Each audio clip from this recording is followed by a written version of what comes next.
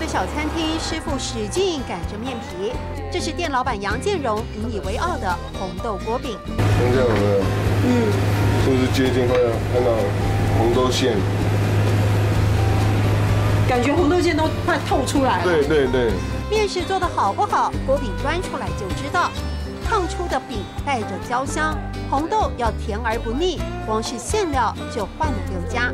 薄，让你吃起来觉得说没有面粉的感觉。我们的葱油饼啊，其实外观看啊，大致上都一样，只是说你要吃看看才知道。锅饼薄得像纸，葱油饼却是饱满了葱花。共同的坚持是不油不腻口。自小家中卖面，杨建荣做起传统面食，口味很道地。这个葱我们要选细葱，跟一般外面那种大葱是不太一样。这个花生要自己炒才会香。改良过的燃面其实来自中国四川，杨建荣到处搜集食谱，甚至贿赂餐厅厨师，才把好滋味带回台湾。人家花1个小时，我们如果学不会就花2个小时。